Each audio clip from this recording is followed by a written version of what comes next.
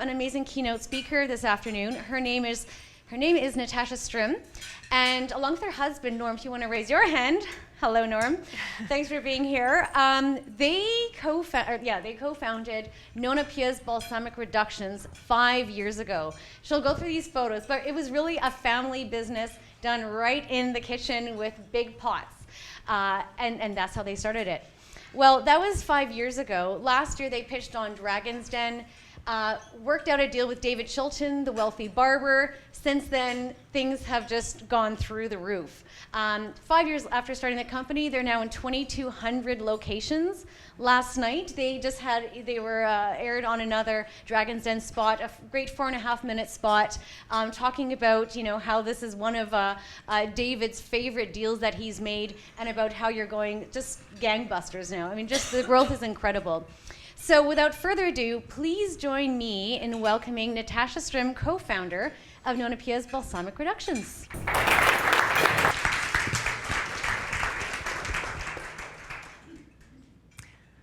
Good afternoon, everyone. As Lisa mentioned, I'm the co-founder and president of Nona Pia's Gourmet Sauces, and I'd just like to say thank you to the FWE for having me here today. I've been asked to talk about my journey as a female entrepreneur from beginning to where we are now. So basically we manufacture and sell infused balsamic reductions. And it was actually my husband, who's a Red Seal chef, who came up with the formula. He visited Italy years and years ago, and he was able to taste aged balsamic vinegars. And he came back to Canada, and not only could he not find them, he, just got louder. He found that they were very expensive and it was very difficult to find them, so he set about making infused balsamic reductions on his own. And so then we used to serve them to friends and family, and they would challenge us and say, guys, you should really bottle those balsamic reductions and sell them. And so one day I came home and I said to Norm, I just got us a late entry into this Whistler Farmers Market, this Whistler Christmas show. And Norm said, oh, that's great. Well, what are we going to sell? And I said, well, we're going to sell your balsamic reductions. He said, okay then, well, when is it? I said, well, it's in 1 month. We should make 1,000 bottles. So anyway, after the shock, we put 2 pots on the stove. This is exactly how it happened. There's my young daughter. She was doing bottle washing, and we made 1,000 bottles of balsamic vinegar. We needed to come up with the name for the company, and my husband wanted to name the company Nona Pia's.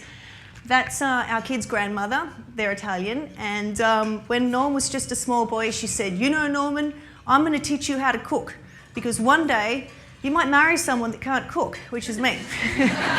So she was his inspiration to cooking. So we named the company Nona Pia's. We went to this Bazaar Christmas show with our 1,000 bottles of vinegar, and we ended up selling 1 bottle every 2 minutes. We made $7,500, and it was cash only, so we had money in our pockets. We're like, oh my God, this is so crazy. So then we looked at each other and we said, we should just we know friends that do farmers markets. We should do farmers markets and Christmas shows and see if we can make enough money for a family vacation each year. So that year we spent we went to every market in BC, I think. We went to every Christmas show. We made lots of money and we went on a great family vacation. And then after being pretty exhausted, we said, well, this is a lot of hard work. What we should do is get into the retail market, because then we can just stick it on the shelf and then we can just sit back and it'll just get sold and we won't have to do anything. So we decided to start in Whistler, and being from a small community, it was perfect because everyone welcomed us with open arms. And I was so nervous. We went into Nesta's one day and I was in charge of sales and growing the business, and Norm was doing production. And I went in and I said to Bruce, the manager, I said, well, we've got this balsamic vinegar, it's really good, do you want to put it on the shelf? But it doesn't matter, it's just here anyway, I'm going. And he said, no, just sit down, it's okay, we'll give it a try, we'll put it on the shelf, and then you can test your customers and taste them and see how it goes. So it did really well. We were in all of the local grocery stores in Whistler, and then we thought, well, Vancouver's just down the road, let's try and get it into Vancouver. So we picked up our first IGA, and it was in North Vancouver, it was the IGA on Esplanade. And after a couple of weeks, Norm and I drove down the highway to visit the store and check on our bottles. And they were all still there, except they had dust on them. There wasn't 1 bottle sold. And we looked at each other and we were like, wow, why isn't it sold yet? Well, it was because it was a $12.99 item. It was a premium item. No one knew what it was. No one knew what it tasted like, and it wasn't like you were giving up $2 for a bag of chips. It's $12.99. So then we thought, well, we need to make sure people taste it, because we knew from markets that if people tasted it, that they would buy it. So then we started doing in-store demos, and every store we got into, we drive down the highway and do in-store demos. I mean, we thought farmers markets were hard, but this was just going beyond. So then we thought, well, let's just try and get into some of the bigger chains. Let's try and get into Whole Foods and Overweighty, into all the Save-Ons everywhere. And we kind of rang, and no one really emailed us back or rang us back because no one knew about us. So we thought, well, let's just make sure that every store that we're in, we have really strong sales, so that we can present them with the stores that we're in, and show that we can actually sell our product. And it actually wasn't long before Overweighty and Whole Foods approached us and said, we need to have your product in our stores. So that was really exciting for us. Once we got into all of the stores, I thought, you know what? I love having specials when I go into a store, so let's put it on promotion. So we put it on promotion. It went from $12.99. I took $3 off a bottle, and it was $9.99. Of course, we sold lots of it. And then a year later, we went back to meet the buyer of Overweighty Food Group, and he said, you know, your product's doing amazing. The special price is great, but you can't just always have it on special. You've had it on special for 1 year. I said, well, we can't take it off special because no one's ever going to buy it. So walked away from that meeting, and I thought, well, I wonder if we can afford to put it on regular for $9.99, because that's obviously a more attractive price. And I was sick of being that special bottle and that kind of high-end product that people only used for their guests, or they only took it out once and they only used a little bit. I wanted people to be able to afford it and use lots of it. So I worked out if we sold it for $9.99, we could. We needed to sell 43% more product to make the same money, make the same gross margin dollars. And in 6 months, we sold 65% more product. So it was great. We were like, oh my God, this is awesome. So obviously this price point works for us. This was kind of our first growth, I guess, as a small business growing into the BC retail market. And a couple of challenges we had along the way, so it wasn't all just easy and smooth sailing. One of them was exhaustion. We both still worked our full-time jobs. There was one time when my husband sat bolt upright in bed at midnight, and he said, my chest is tingling, my arm's tingling, I don't know what's going on. And I was like, oh my God, he's having a heart attack. So we packed up the kids, went to the local emergency, and the doctor on call, who was a friend of ours, said, you know, you can't keep doing both. You will end up having a heart attack. You need to either do your vinegar or do your other job. And Norm at the time was managing all of the bars and restaurants for Intrawest during the daytime, and at night time we were borrowing commercial kitchens to make our balsamic vinegar. So he decided that he was going to jump ship and just sell balsamic reductions, and we never looked back. And then it was 10 months later. I'm a physiotherapist, and doing a very poor job at it. I was trying to make phone calls about vinegar. I was trying to treat people. I didn't even know their name, let alone their injuries. And I was like, okay, I need to, it's really not fair. So I stopped working as a physiotherapist, and then both of us started selling balsamic reductions full time. Well, Norm was production and I was selling. And I'd wake up some mornings and say to Norm, oh my God, if no one ever buys another bottle, what have we done? We've got a mortgage, we've got young kids, this is scary. But it worked out fine. We were selling quite well in BC.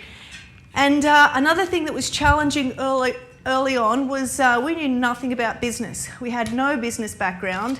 We ended up finding a lady in Florida through a friend of a friend who was a specialist in the gourmet food and beverage industry. So she used to train people. So we started meeting with her once every week for 3 hours, and it was amazing. She taught us, you know, what we need to do, how much we sell our product for in the retail market, what gross margin points we need. If you use a distributor, what are they going to bring to the table? How much you're expecting them to take off you, and what kind of stores do you want to be in? So all of these things that we just didn't really know about. So we learnt a lot from her.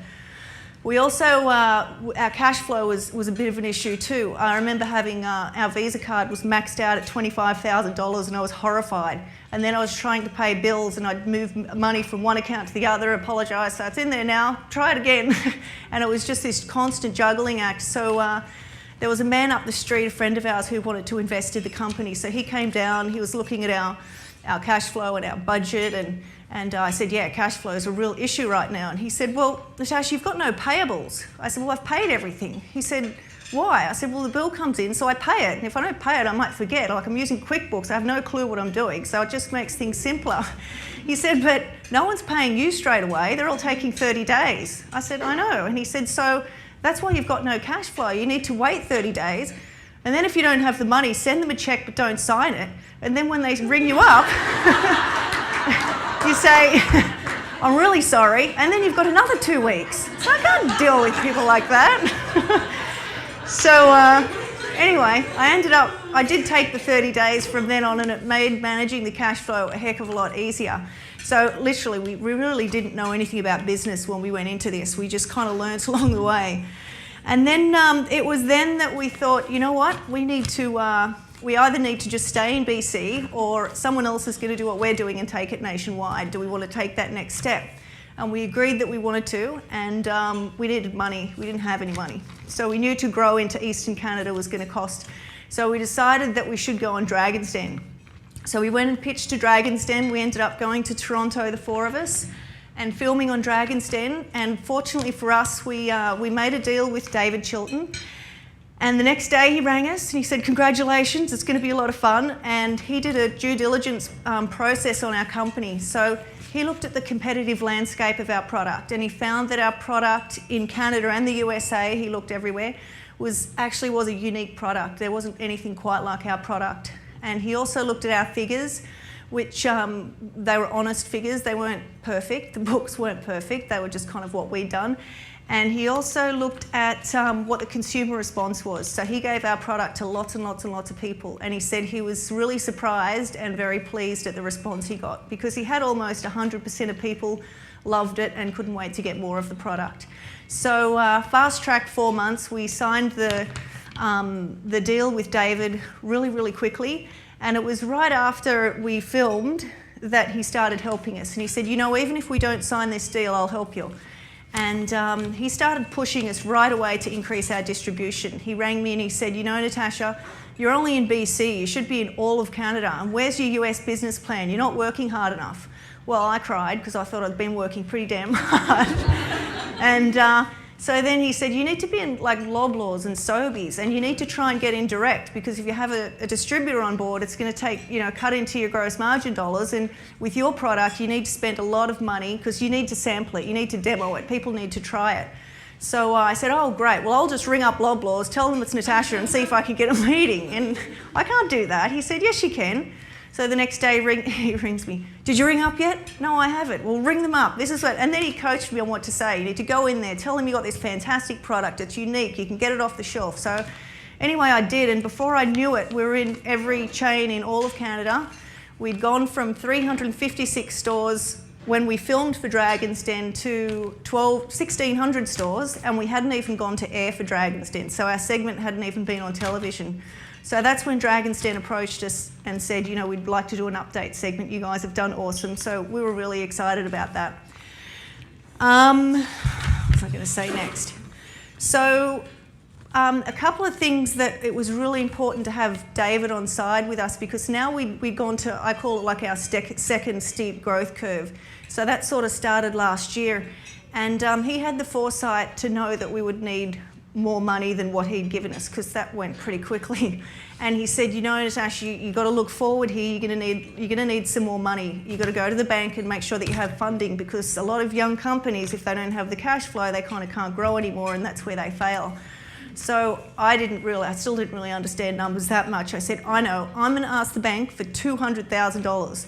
And he said, ask them for $600,000. And I was like, you're insane. Anyway, right now we have a line of credit for $750,000, and we need every cent of it. So thank goodness that he had the foresight for that, because we would have got to a block in the road where we wouldn't have been able to fund our growth.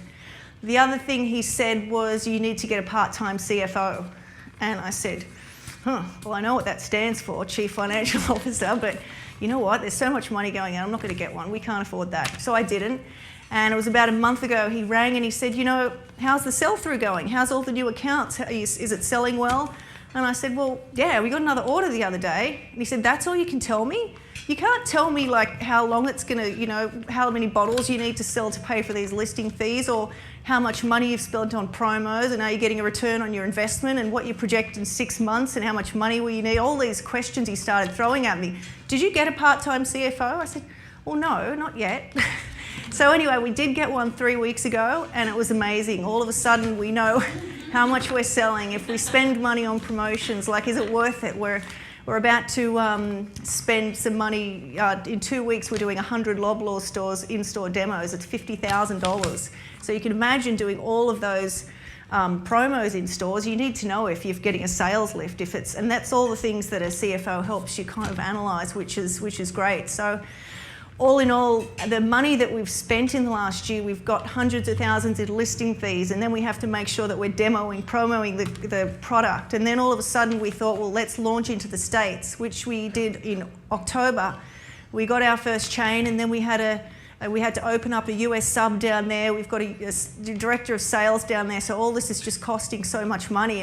And in the last month, it's been really, really hard. And I'm kind of hyperventilating, going, oh my God. I wake up at 4 in the morning and I look at my phone just to make sure that there's orders coming, and if there's not, I just start freaking out. So David rang about 2 weeks ago and he said, is everything okay? And I said, well, why? He said, well, you haven't rang me for 2 days. I go, I know, I'm freaking out. We've got no money, it's all going out, I'm scared, you know, all of a sudden we've got this huge line of credit, and what if nothing goes right? And he said, you know, it's completely normal. You've got this huge growth curve. It's going to be an anomaly year. You may have more money going out than even comes in, but it's growing, and it's okay. So to hear that was worth its weight in gold. It was amazing just to have someone to say, you know, you're on the right path, it's okay. But he also did say, you know, if you're too stressed and you're not enjoying it, that's not good either. You need to find a balance, because you guys are really fortunate. You've got a fantastic product, it's exciting, you're growing this brand, and if you can't look back on it in a few years and say that was a lot of fun, it's really not worth it. It should be fun. So we've kind of taken all of that information and his advice and stuff, and gotten really excited again. Orders have started to come in, thank goodness, because it was a bit dry there for a while. So I guess our plan now is to continue to grow into the States, just make sure that our product does get off the shelf here. And it's in Eastern Canada now, and there's 68% of people there. And you know what? We still need to work really hard at it. We need to go out there now and do lots of Christmas shows and just help brand the product, not just stick it in the store and hope that people are going to buy it. So it's always going to be a lot of work, but you know, that's fine. We've got a great business model that works, and we're ready to do that. I think things that have helped us along the way, and maybe if I can share it with you, it might help you as well, is it's really important to always share stories and help other people, because when you help them, you tend to repeat your story, and it reinforces either what you're doing, or sometimes you think, oh, what did I just say? That doesn't make sense. But we've always asked people along the way. I remember there's one lady who's a good friend of ours. She has a bread company you might have heard of called Pure Bread. And Paula came up to me one day, and I was ready to order my first run of labels. And she said, you know, don't order a whole bunch of labels, because you're guaranteed you want to change something, or something may not be spelled correctly. And I said, yeah, I get it. That's a good plan. Anyway, I went and ordered a bunch of labels, because they were going to be 3 cents cheaper a label.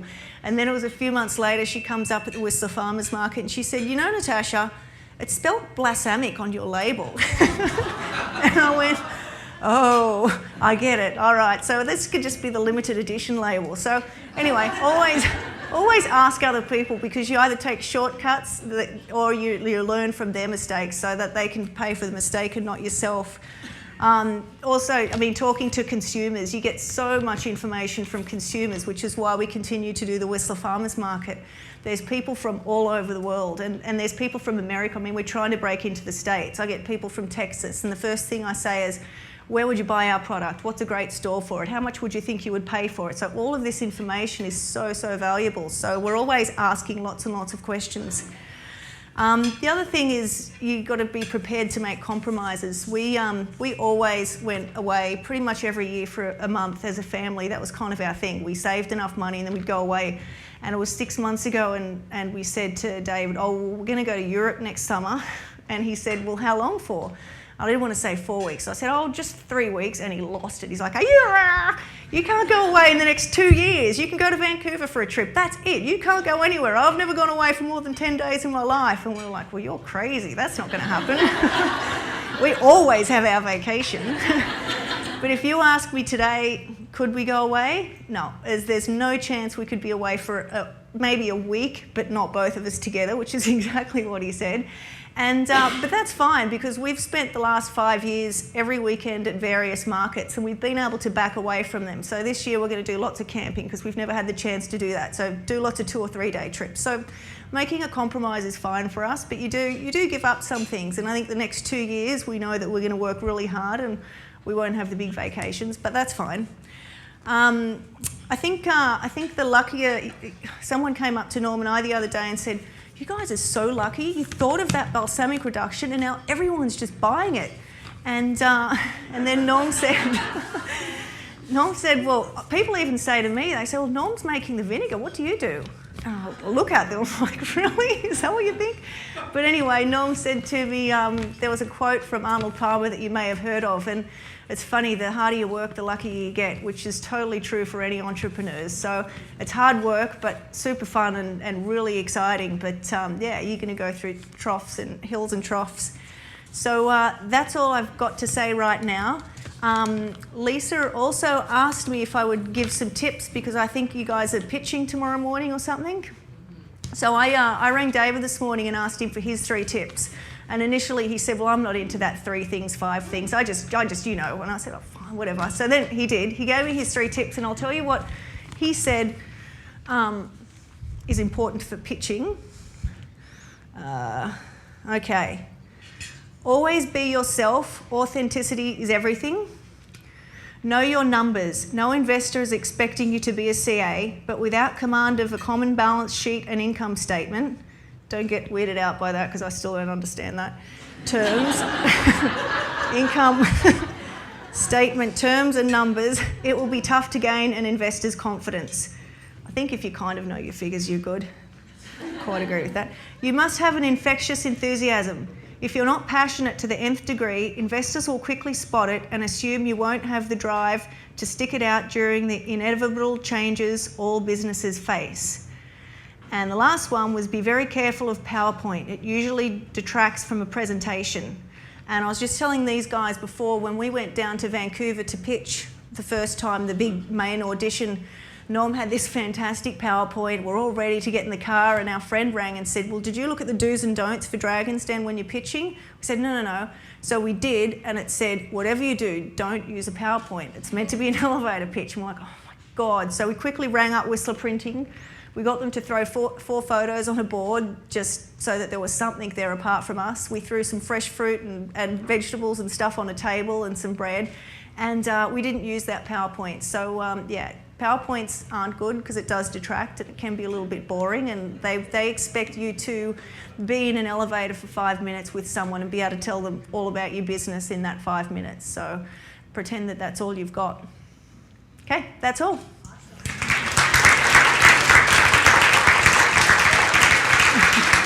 Thank you.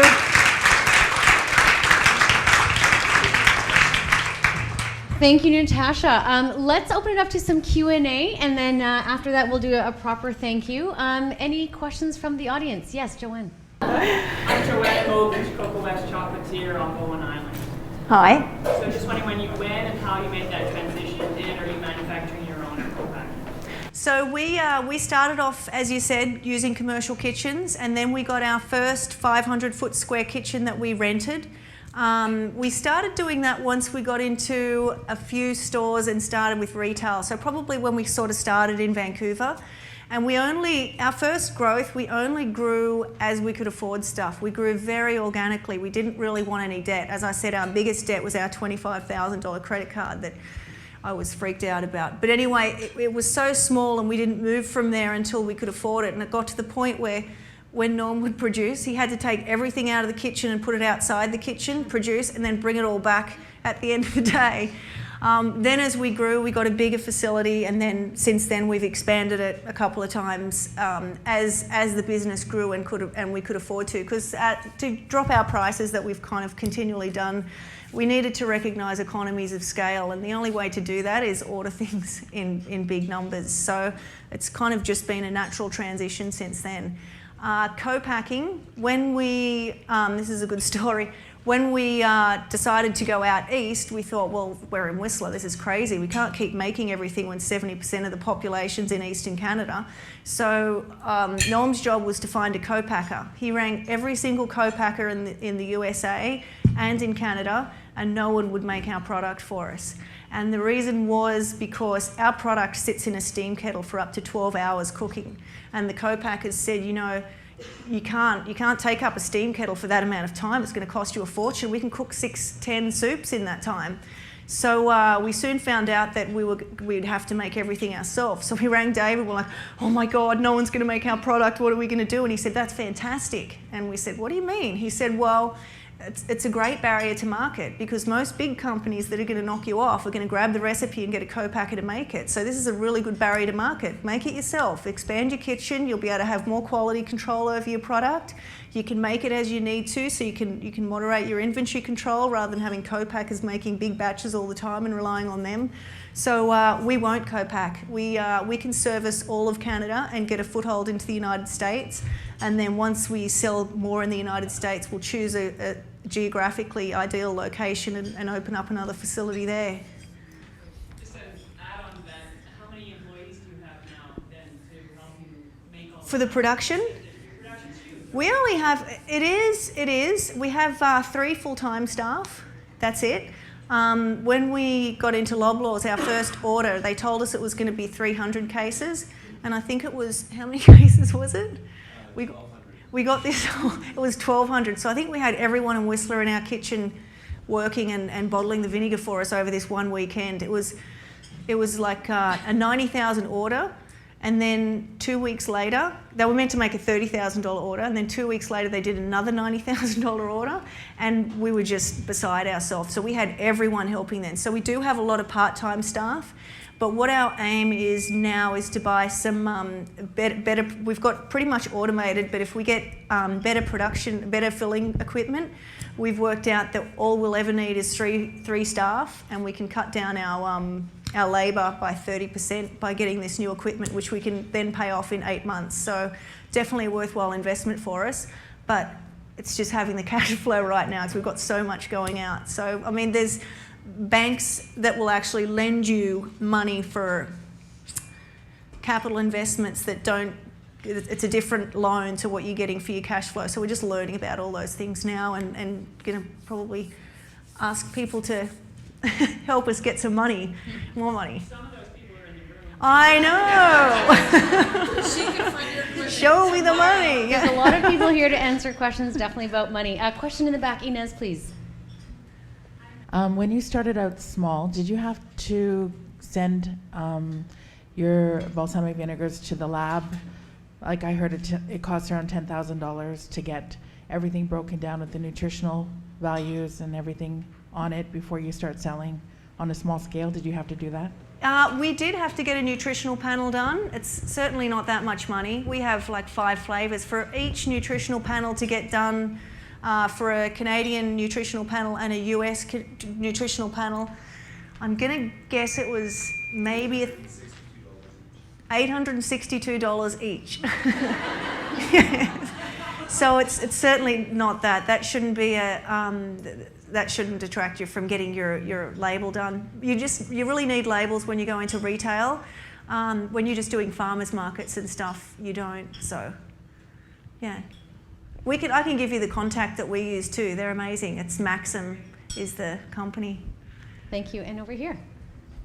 Hi, Natasha. Hi. I'm Angela Willard from Harmonic Arts Botanical Dispensary on Vancouver Island. I have a very similar story with my family, and I just wonder what your tips are on how you juggle being in partnership with your husband and having 2 young children at the same time in such a high-growth company. In the beginning, when we started the business, Norm and I argued constantly, and we don't really argue that much. But he would say black, and I would say white, and I said, you know, one of us has to go back to our other jobs because this isn't going to work, and we both didn't want to. So that was when we used Deb, the lady from Florida, and when we had a problem like that, we'd ring up Deb and ask who was right, and somehow she would. After speaking to her on the phone for an hour, we'd get off and we were both right. I don't actually know how she did that. So as soon as we didn't see eye to eye, we straight away made sure we had a third party, or we'd ring Bill up the road or someone and just do that. The young kids thing is a challenge, and about 6 months ago, I was even more a really hands-on mum, spent lots of time with the kids, and I had my head down, I was working so much, and Norm said, you know, you need to find a balance. You used to be this person that was always around for the kids, and now all of a sudden all you do is work, and then you don't have time for them. So I kind of backed off and started to focus on them a little bit. But what we do actually, and I think we're pretty good at it, is involving the kids in our business. So we've always done farmers markets and shows, and they always come with us. So we go there on Sundays to the farmers markets, and the kids come along and they work as well. So we're kind of spending the whole day together. We make sure that we take time out and have a couple of days off here and there. I make sure that I finish work when the kids get home from school so I can be available to drop them around. Dinner time is super important. In fact, I don't even let them do any sports after 5:30 because that's family time. I can't stand running around when everyone's swimming, and you're meant to be sitting down having dinner. So kind of focusing on that.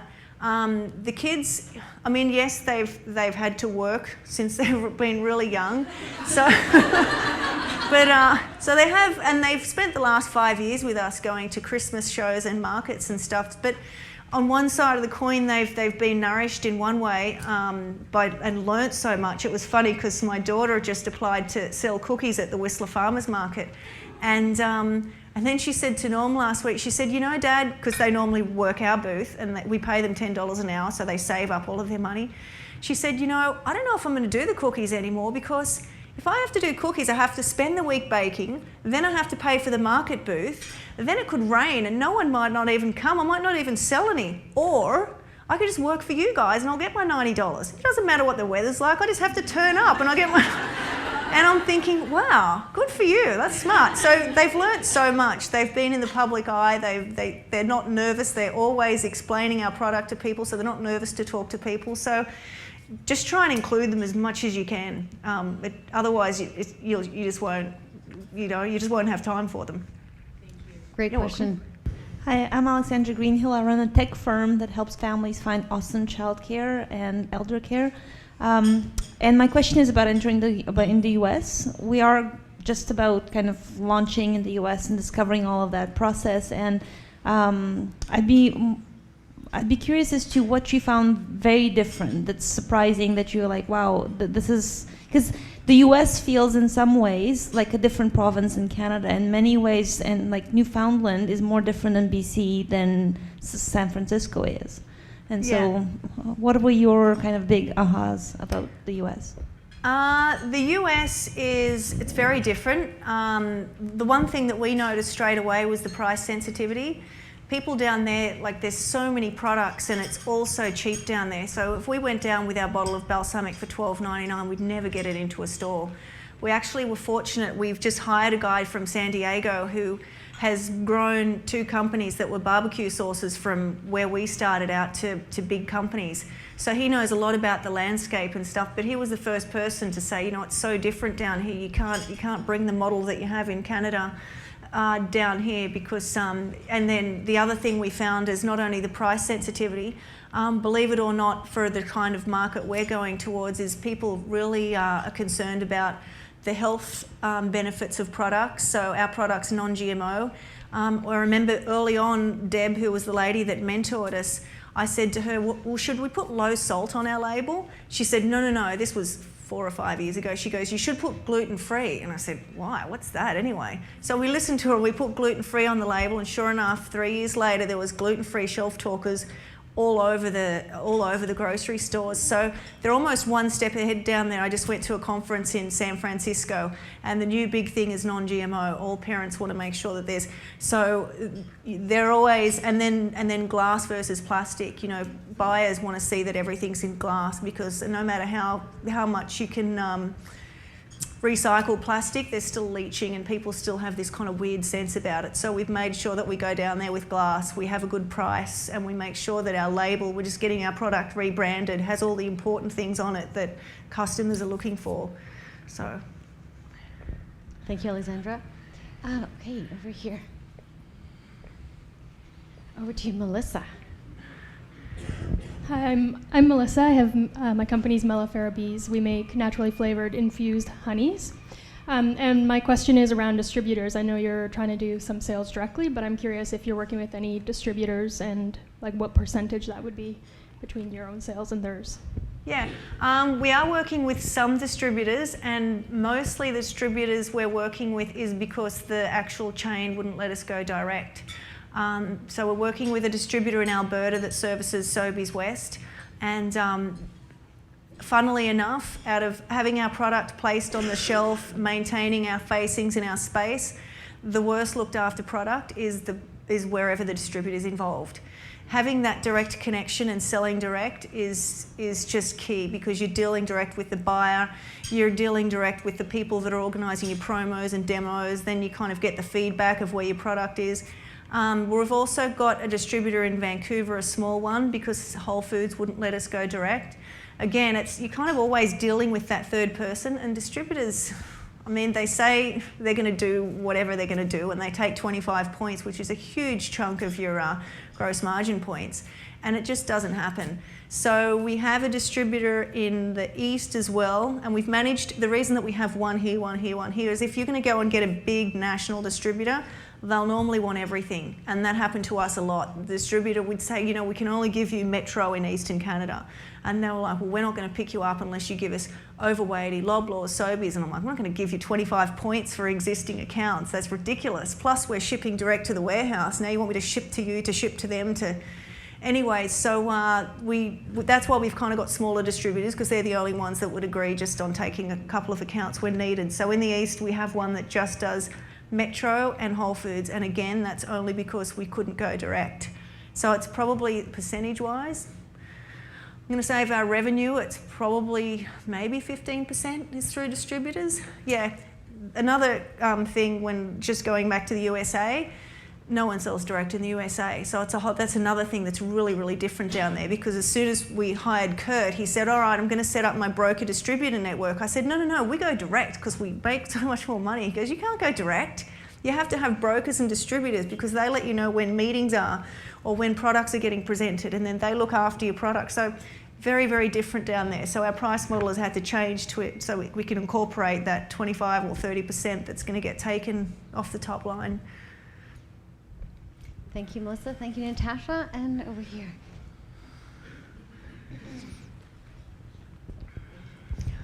Hi, my name is Karen, and I work in digital media. I'm a publisher and writer, and I've had the fortune of working with your PR company to give away some of your fabulous product.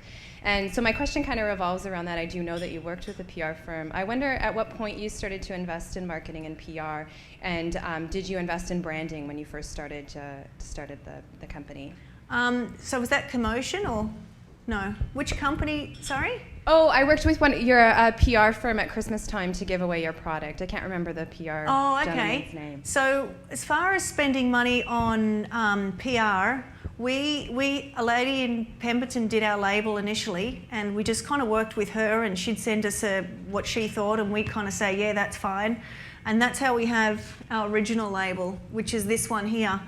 And it wasn't until we went on to Dragon's Den and we had feedback from both David and from Kurt from the US saying, you know what, why don't you rebrand and just get a fresh look, and let's like go into the market with something this isn't really, I mean, it doesn't really represent us that well anymore as far as authenticity. And I mean, we did these branding sessions and talked about who we are, and this doesn't really bring to the table who we are. So we only just started rebranding. We're in the middle of it right now, and we should have a label in a month.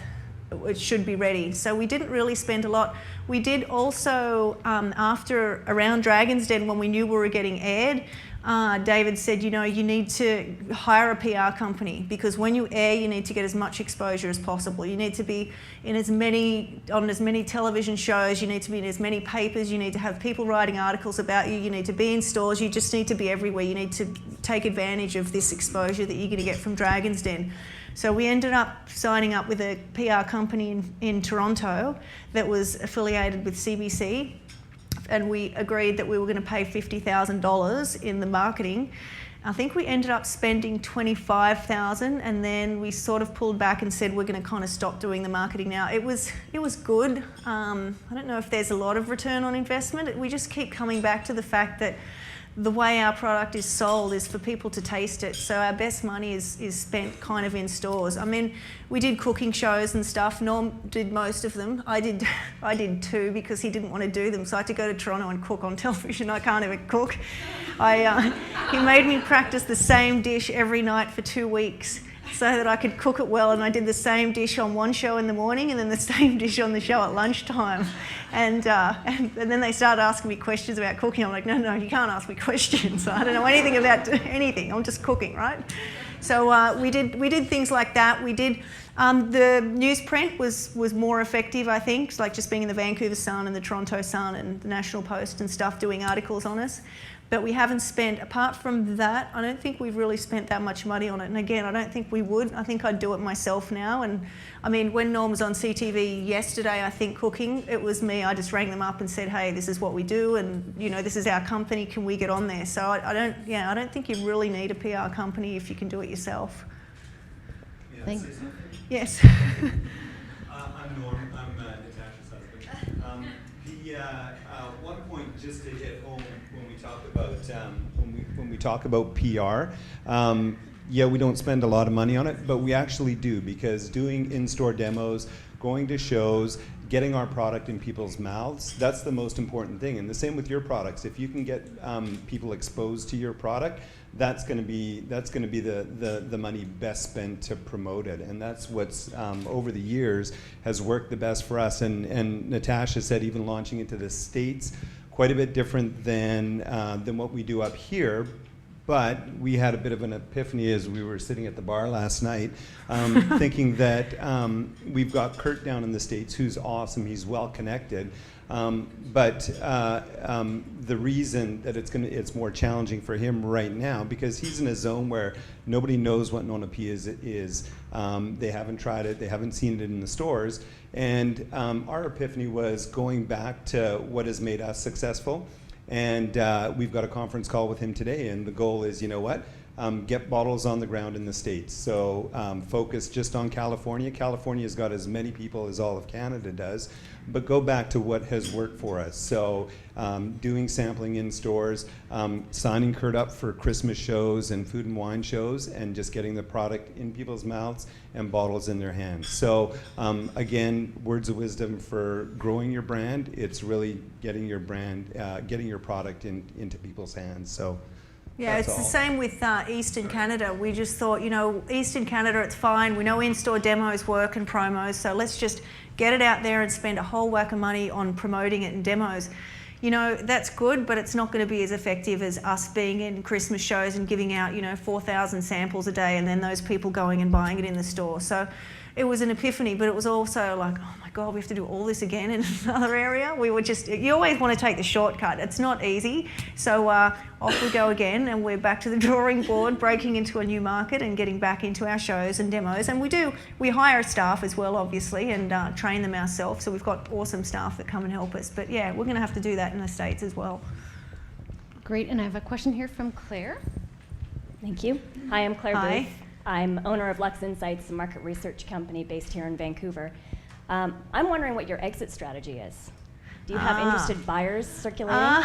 It was funny because I did a radio interview with David a little while ago, and the lady in Toronto, so we were both on the phone, and she said, so, you know, what are you thinking down the road, and what's your exit strategy like, and what if someone offered you some money? So I answered the question. I was like, are you kidding me? I'm looking for the golf course. Like, I haven't had time to, to play or whatever. Like, we'd take the money in a heartbeat and off we go. And I'm not sure why I answered it like that, but we got off our interview because David straight away started saying, well, it's a family-grown company and we really love it and we're just growing it and we want to be doing it forever. And if something comes along, of course, we wouldn't say no. And we get off the phone, he goes, are you insane? You don't say that. You say that you've got this company that you want to keep growing. And he says that, you shouldn't have an exit strategy, because if you have an exit strategy, you're going to run the company differently to if you're just trying to grow it and make it into a big business. I mean, I don't know. We wouldn't stop working if someone did offer us money and want to buy it, I guess. But we're kind of not there yet. For sure, we need to we're kind of in that steep growth curve, but now we need to validate all of that and make sure our sales are strong. And the plan is to grow Canada infiltrated and make all of Canada as successful as it is here in BC, get a foothold into the States, and then it's an attractive company for someone, because they can see what you've done in Canada, that you have a strong foothold in the States, and then take it for the rest of the country. So that's kind of where we're looking, but we're certainly in no rush to sell it. So we love it now. It's really exciting and fun. So this week. This week's been good, just for the last 3 days, yeah. That was, it was the last month for us was really scary. That was our toughest time for sure, so. Thank you, and we have time for one more question. Okay. First of all, congratulations on your success, guys. It's an amazing story, and it's Oh, really thank you. inspiring for a lot of us. My name's Desiree Liver, and I'm the owner and co-founder of Hornby Island Tea. I source organic, small farmed tea globally and locally, and do what you guys do, package it and sell it to stores and markets and all sorts of things. So I'm wondering how you guys found your Deb and what kind of person Deb is. So yeah, everyone wants to know about Deb. We were, it was funny because we were talking to a distributor down in Vancouver very early on, and we were like, oh, we've got this business. Let's just, again, trying to take the shortcut. We'll just get the distributor, they're national, just to sell our product all over Canada. And then once we sat down and talked to them and realised what they wanted and then what they were going to take, we were like, well, that's not very good. But the one lady that worked there said, well, you guys kind of need to learn the retail landscape, and you need to just kind of increase your knowledge, whatever. So she said that there's a lady that I can give you a contact for, and her name's Coach Deb, and her name's Deb Mazzaferro, and she's out of Florida, and she actually comes to businesses and she'll do workshops and just consult and work on whatever you need. So she's been in the gourmet food and beverage industry for 25 years. So she knows all of the brokers in the States, all of the distributors. I think we paid her $100 an hour, so we're spending $300 each week, because we'd have a 3-hour session with her, and before our session we'd have a whole bunch of questions, or we'd tell her the questions beforehand and she'd send us spreadsheets and stuff. Like our most valuable spreadsheet, the first one she sent us, was working out what our cost of goods should be, and we had no idea really. So putting the cost of goods and the labour and the packaging, and then working out if you're selling it direct, how much should you sell it for, or if you had a distributor, how much should you sell it for. What sort of gross margin should you have built in for this kind of business, which is selling to retail as a food product? And that was just invaluable. It took me forever to learn out what a gross margin. Like she kept saying, and I'm like, what are you talking about? So she was invaluable for us. So that's how we found her. And I can give you her contacts. She still does it, and we still call on her. Amazing. Thank you so much. Get Coach Deb to teach an E-Series session. Yes. Oh, she totally would. She's pretty amazing. We just met her down again in San Francisco and had a lot of questions for her. Just, yeah, she's great. Great. How about a round of applause for Natasha?